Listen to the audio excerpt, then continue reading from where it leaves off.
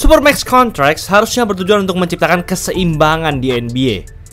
Tapi kenyataannya, tim-tim NBA justru semakin hancur lebur dan menderita karena kontrak ini. Boston Celtics contohnya. Baru setahun yang lalu mereka berhasil jadi juara NBA dengan roster mereka yang sangat dominan ini.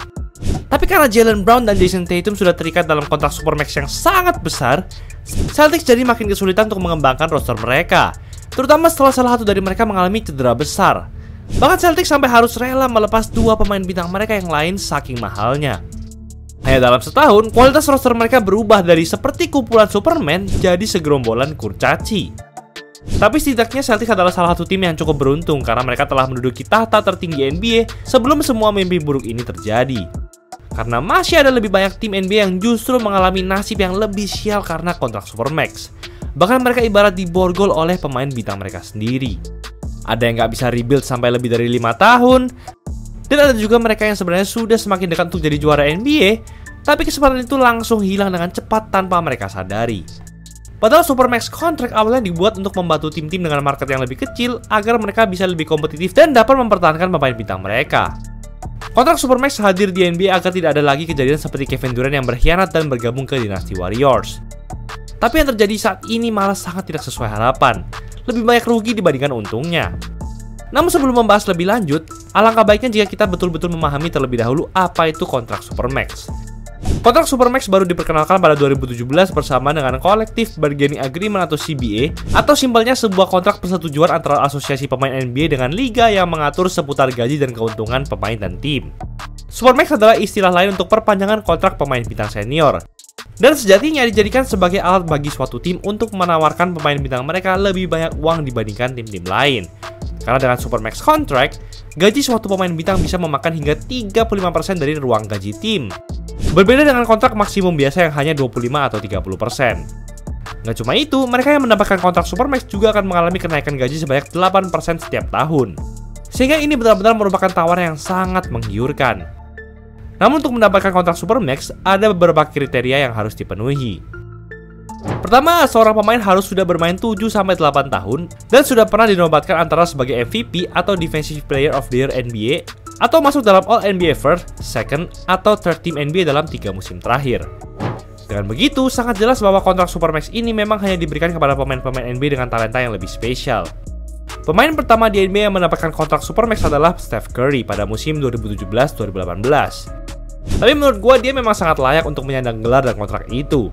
Ia sudah menjadi MVP 2 kali dan telah mengoleksi gelar juara dengan mudah seperti seorang anak yang mencomot permen dari toples. Dan yang terpenting, loyalitas Curry untuk Warriors juga sudah terbukti. Bahkan Curry dan Warriors masih mampu menjadi juara pada 2022 lalu, sehingga kontrak Supermax-nya itu sukses besar. Selain Curry, ada juga pemain-pemain dengan kontrak Supermax yang berakhir sesuai harapan seperti Giannis dan Jokic, di mana mereka masing-masing berhasil membawa timnya menjadi juara setelah menanti selama setengah abad dan masih menjadi pemain terhebat di NBA saat ini. Tapi, apa jadinya jika kontrak Supermax ini jatuh ke tangan orang yang salah? Bradley Beal mungkin bisa menjadi contoh yang sesuai. Pada 2021, namanya masuk ke dalam All NBA Third Team. Ditambah dengan pengalaman dan loyalitasnya bersama Wizards, ia akhirnya masuk kriteria untuk mendapatkan kontrak Supermax. Tapi masalahnya, apakah Beal memang sudah terbilang pantas untuk menerima kontrak itu? Performanya saat itu memang sedang gila-gilanya, di mana ia berhasil mencatatkan rata-rata setidaknya 30 poin per game dalam 2 musim beruntun. Beal benar-benar bermain seperti dewa sebagai mesin pencetak skor saat itu. Tapi masalahnya, ia tidak pernah menjadi pemain utama yang cukup meyakinkan untuk mengubah nasib Wizards. Wizards berharap Beal terus berkembang jadi semakin mengerikan seiring berjalannya waktu. Tapi yang terjadi justru sebaliknya. Beal gagal memenuhi ekspektasi baik secara individu maupun tim. Kontraknya yang sangat memakan ruang gaji Wizards membuat mereka sulit untuk membangun roster yang solid di antara Beal. Mereka pun sebenarnya bisa dibilang hoki karena Suns masih mau mengambil Beal meski kontraknya nggak masuk akal dan performanya mulai menurun. Dan kita semua tahu betapa kacaunya roster Suns dengan kontraknya itu. Ditambah lagi dengan kontrak Booker dan KD. Tapi setelah ini juga nggak kalah ngawurnya dengan kontrak Beal.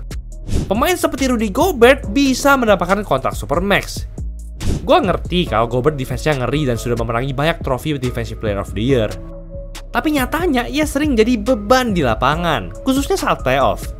Kontribusinya sangat minim di sisi offense untuk sekelas pemain Supermax. Bahkan terkadang defense-nya juga kacau, dan gak sedikit juga yang mengakui itu. Pemain seperti Bill dan Gobert tidak setingkat dengan Giannis dan Jokic, tapi mereka mendapatkan keuntungan yang sama besarnya. Kriteria Supermax dengan minimal masuk ke All-NBA Team ini menurut gue sangat merugikan. Karena dengan itu, setiap tahunnya berarti ada 15 pemain yang bisa aja terpilih dan akhirnya memenuhi syarat untuk mendapatkan Supermax. Padahal sebenarnya ia bukanlah pemain bintang yang benar-benar bisa mengubah nasib timnya. Apalagi dengan aturan baru yang mewajibkan pemain untuk hadir minimal 65 dari 82 game untuk mendapatkan penghargaan musiman. Pasti akan semakin banyak pemain yang bisa memenuhi syarat Supermax, karena sekarang banyak bintang-bintang hebat yang selalu gugur karena cedera. Supermax hanya melihat pencapaian di atas kertas, bukan realita di lapangan. Tim-tim NBA pun jadi semakin rugi lagi jika pemain Supermax mereka nggak memenuhi ekspektasi, karena mereka sudah terlanjur dan kontraknya bersifat terjamin. Sehingga mereka harus terus membayar sampai kontraknya habis, yang mana itu membuat fleksibilitas mereka semakin berkurang untuk merekrut pemain-pemain yang jauh lebih cocok dengan kebutuhan mereka, karena mereka nggak punya ruang gaji yang cukup untuk itu. Semua tim NBA khususnya yang marketnya kecil justru sekarang jadi lebih takut untuk mempertahankan bintang mereka dengan kontrak Supermax, karena kebijakan ini mulai jadi pedang bermata dua dan resikonya terlalu besar. Baik dari mereka yang sekarang justru jadi dikejar waktu. Ketika performa bintang mereka tiba-tiba jadi semakin hebat, tim-tim harus cepat-cepat memaksimalkan itu untuk jadi juara, sebelum ia bisa mendapatkan kontrak Supermax yang bakal menyulitkan mereka untuk membangun skuad yang solid. Tapi masih ada kasus lain yang juga bisa menyebabkan ending yang brutal. Apa yang dialami Sixers saat ini bisa dibilang sangat memprihatinkan. Mereka punya Joel Embiid yang tentu adalah mega bintang yang sangat dominan, setia, dan sudah mendapatkan kontrak Supermax. Tapi kesehatannya justru semakin memburuk sampai ia terlihat gak bisa lari lagi. Jadi Sixers hanya membayar Embiid mahal-mahal secara cuma-cuma karena ia hanya duduk di bangku cadangan. Dan dia pun bukan satu-satunya bintang Sixers yang berada di kondisi ini, karena performa dan kesehatan Paul George juga mulai menurun, dan ia baru saja terikat kontrak maksimum musim lalu. Para pemain bintang jadi punya lebih banyak kekuasaan untuk mengendalikan timnya. Tapi para tim NBA nggak punya satupun cara untuk berbenah. Jika pemain bintang dilepas, mereka pasti langsung dihujat oleh para fans. Tapi ketika diberi Supermax, opsi mereka jadi semakin terbatas dan kebanyakan berujung ke kegagalan. Menurut gue, syarat untuk mendapatkan kontrak Supermax ini harus diperketat lagi, khususnya di bagian All NBA Team, di mana hanya yang first team saja yang bisa memenuhi syarat. Jika terus seperti ini, maka kita akan lebih sering melihat tim-tim NBA yang jadi cupu dalam sekejap karena masalah ruang gaji dibandingkan sukses bersama pemain bintang andalan mereka. Ini juga jadi salah satu alasan kenapa era dinasti di NBA sudah mati. Karena memang pada dasarnya, mereka sudah nggak bisa membangun skuad yang tahan lama karena kontrak Supermax itu. Belum lagi dengan pajak yang tinggi karena aturan CBA yang baru.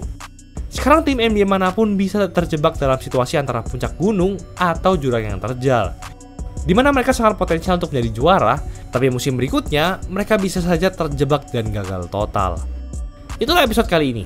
Turun harga, jersey cuma 80 ribuan di bulan kemerdekaan. Free design hanya di Easy Sportwear.